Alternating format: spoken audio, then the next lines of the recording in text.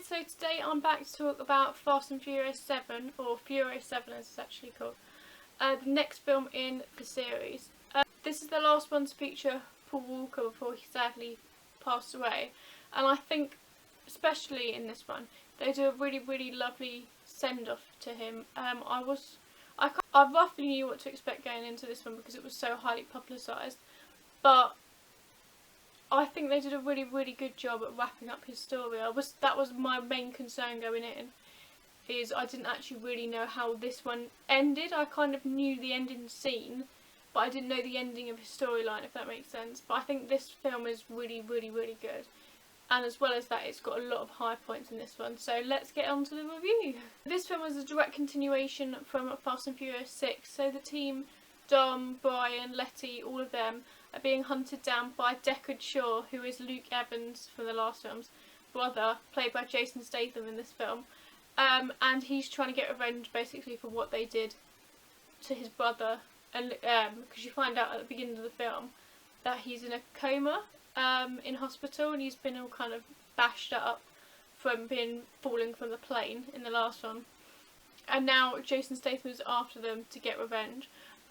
He actually works really well as a bad guy in this film. I have not actually really seen many things that Jason Statham has been in, but he was really good in this film. Compared to some of the other ones, I feel like he posed a genuine threat to them, because he could drive really well. He was an ex-mercenary, so he had all the weapon skills. At the very beginning of the film, we see him go toe-to-toe with Hobbs and land him in the hospital, so Hobbs is out of action for a lot of the film, so it really does depend on just the core characters coming together to try and stop him. Because they're being hunted down, this film sends the team to lots of different locations over the world, which means lots of different stunts. I think this film probably has the most car stunts, you know, from a Fast and Furious perspective. I think personally the best one is maybe where they drive a car through 3 buildings, which does actually happen, and somehow they just like bin by the skin of his teeth doesn't fall off a really high building, but that was really quite cool to see them jump through the air and land safely in these buildings. That was pretty. There's another sequence in this film where they're trying to get a weapon called God's Eye, which gives you the ability to find out where anybody is in the whole world. And to do that, they have to drop the cars from an aeroplane, land safely on the ground, to then break into the base where the weapon is and steal it. And that was a really good sequence as well. They get chased down by a lot of different things, and it works really well. As I said, Jason Statham is the one tracking them down and the bad guy in this film. And he works really well. He's really menacing to them. We find out that he is the one that killed Han, because he sets up a bomb, blows up the Toretto house, and then we get a phone call and he rings Dom and says, look, I've just killed Han, your friend is dead, you know, now we're even almost. Which is good, because we've not known for ages how he actually died. Like, we've seen Han, you know, get in a car crash and the car explodes, but we've never known actually who did it. And now this film gives us those answers, which is really good and builds that universe. And we see Dom go over to Tokyo, which, you know, follows on from the end of Tokyo Drift. And he has a conversation with Sean, which was really weird to see him back in this film, but it was really good, actually. They have a nice little conversation about him, and he says to go and avenge his friend, and Dom promises him. The Rock is also back in this film, so like I say, he's out of action for most of the film, which I don't know, I kind of liked and didn't like. The Rock is probably one of the best characters in the universe, or, you know, Hobbs. But he does have a really great scene where he breaks out, he has a plaster cast in his arm, and at the end, when sort of the big finale and climax is coming, he breaks out the plaster cast with just his pure strength. He just flexes his arm and it shatters the plaster, which I loved. Like, this is what, you know, now, this is what we go and watch his films for, is the most ridiculous moments, and I just think it was so funny. I loved it. Like I say, he's one of the best characters in the universe, so. This one is really important in the franchise, not just for paying tribute to Paul Walker, but I think it wraps up a lot of loose ends. Like I've already said, it wraps up the stuff with Han in Tokyo. And also in this, Betty finally gets her memories back. and she remembers that her and Dom were married, which is lovely. It was a really nice bit to the film. And like I say, a lot of the relationships are developed. We're introduced to another new character in their team called Ramsey, who's an expert hacker. And she was really good in it as well. While she didn't really drive in it, she was always there sort of helping them out, which I think is something they needed. Because all of them kind of drive, and whilst they're driving it's kind of hard for them to sort of one-up the bad guy in terms of, I guess, just pure intellect.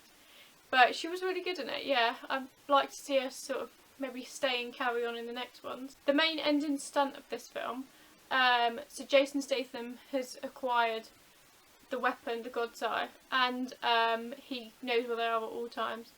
And they decide to go back to LA, so where they were in the first film, and play on their own streets and their own roads where they know the way, and basically kind of distract the other bad guys, whilst Dom defeats Deckard, and they have a fight on top of a roof, which is kind of cool.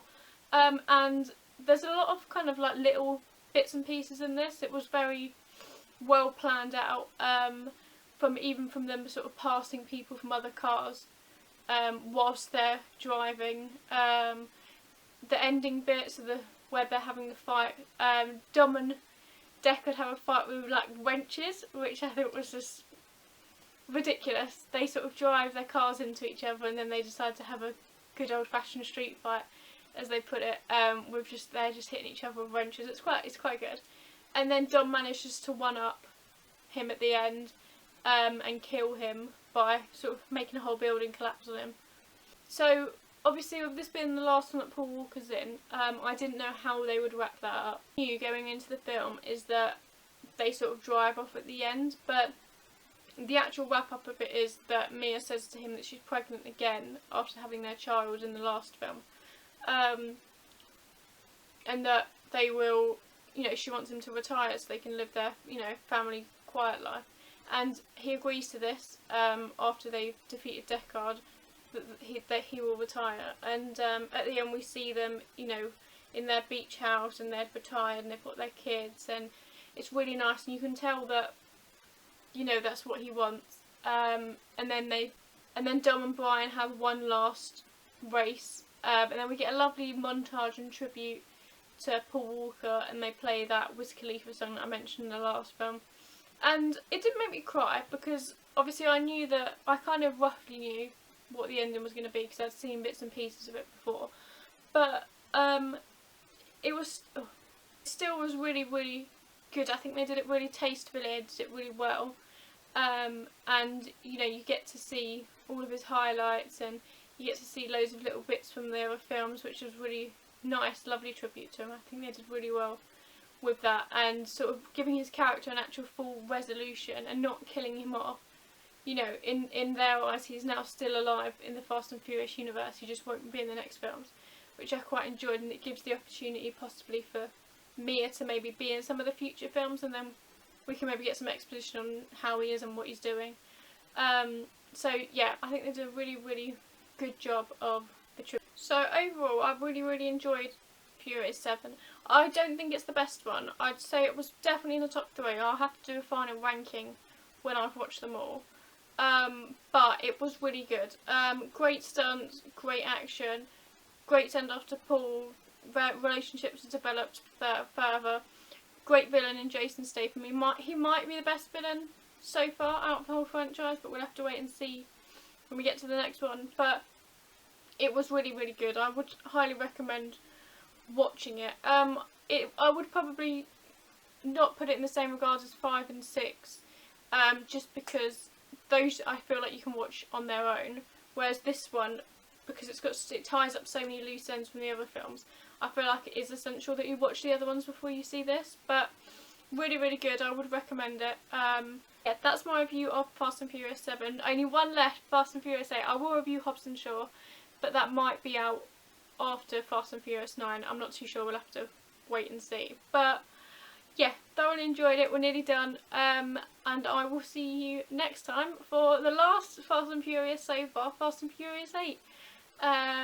Hope you enjoyed the review. Bye!